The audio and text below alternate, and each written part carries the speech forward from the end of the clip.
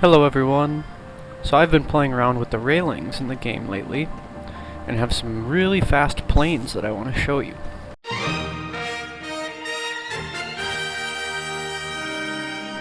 Ah, the railing. This object has a very high air resistance, and that air resistance can be stacked if you put multiple railings on top of each other. And because of this, you can use one or two fans to provide a lot of forward thrust and make a very fast plane. So let's look at some of the possibilities with this.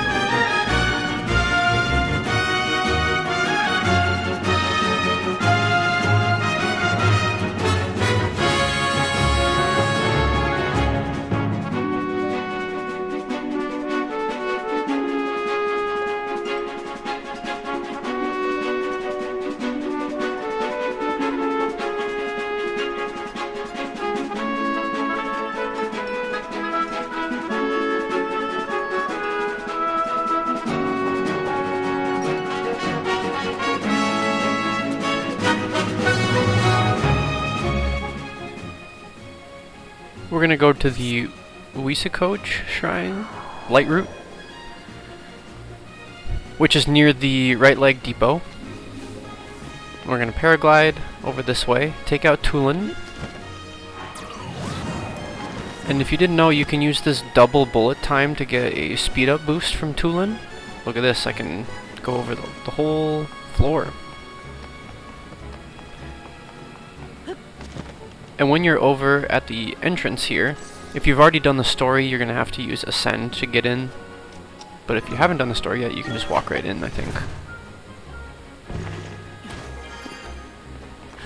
And over here are some elevators, and the side railings are these really lightweight railings that you saw at the beginning of the video.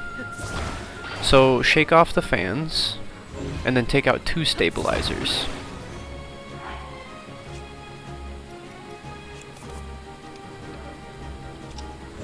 Then we're going to attach them sideways on the railing and activate them, and they should rip the railing off.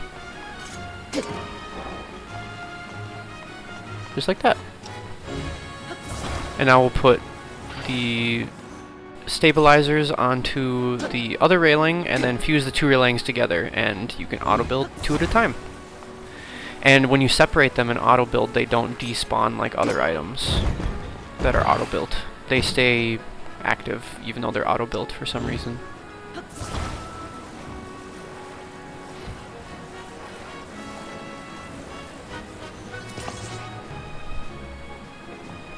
And there we go.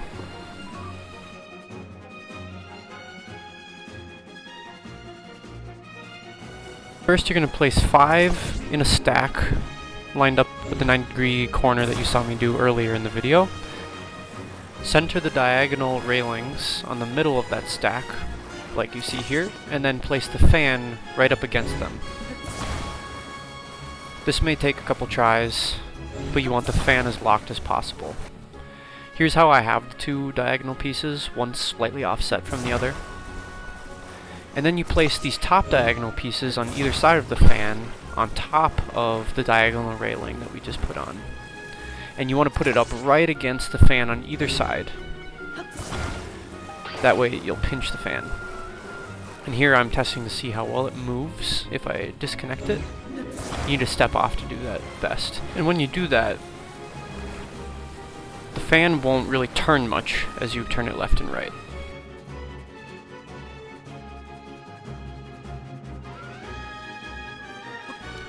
On my first test, I put 2 fixed fans on the left and right, sort of like the Goblin glider, but this had too much upward lift. I could barely get it to go down at all, it just wanted to keep going up. So I had to put these fans further back. With the fans on the back of the vehicle, it's much more horizontally stable, and this is one of the 3 crafts I showed at the beginning of the video. It's very fast, it takes off very quickly, it handles well, and here I'm going to do a recall brake, so you can see what that looks like.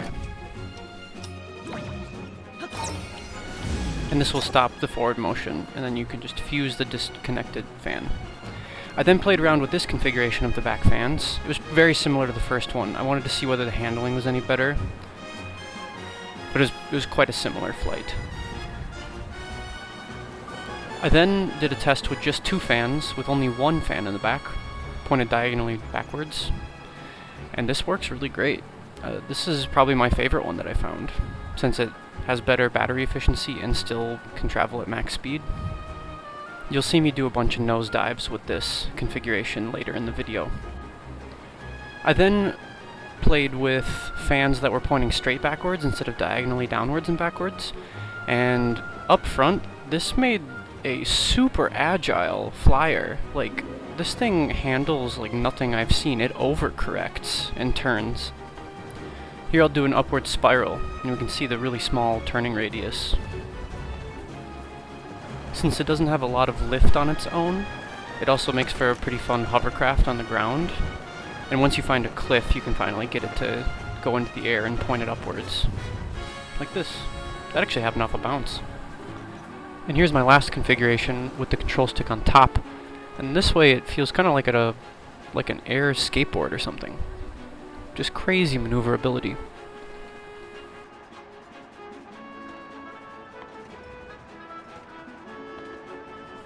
I then started experimenting with putting the fans a little further back so it would be more horizontal at neutral. But this hindered the handling a little bit. It also exceeded the speed limit. I put them slightly further back and then tested to see how well they gained elevation, and it was pretty weak, so I think that this is probably the limit for the horizontal fans. I also removed one railing in the front, since I exceeded the speed limit with the previous iteration.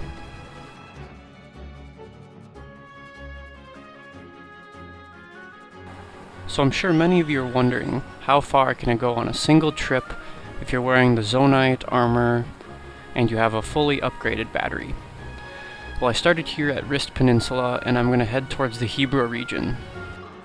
I'm also using my 2-fan design because it was my favorite, and it will use the least battery.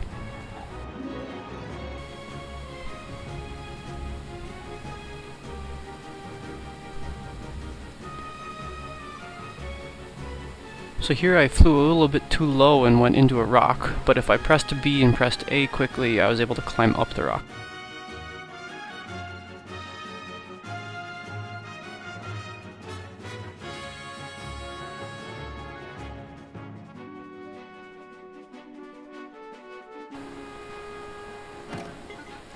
And this design was well balanced, so it didn't tip Link over when the battery ran out, which is really good.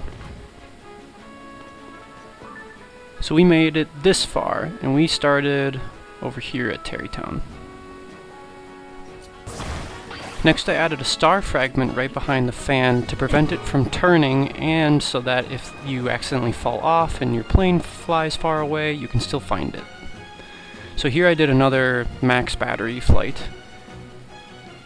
and I was heading towards the Farron region by going over Lanayru.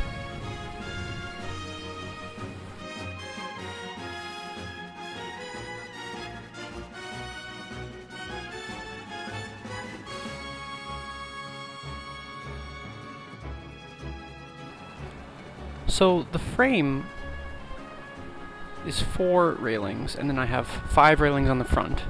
And the neutral speed is 20 meters per second, which is 5 higher than just your normal hover bike.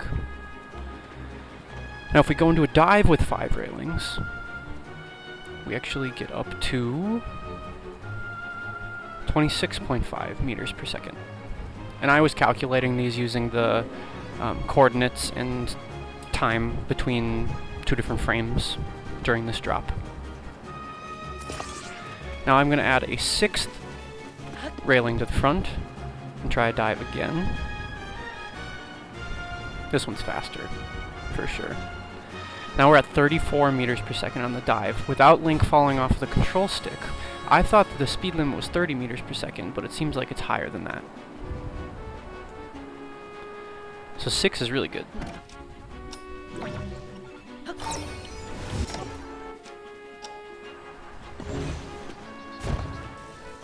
Now I'm going to add a 7th. Try again. There's actually a point there where I think that there's enough lift from the front panels that diving doesn't work very well. But from checking out 5, 6, and 7 railings, we can see that 6 is probably the optimal for this setup. So that means that when you're auto building, you're going to have 6 railings on the front, 4 frame railings, 2 fans, and a control stick, for a total of 30 zonite if you pull out capsules for the 2 fans and the control stick.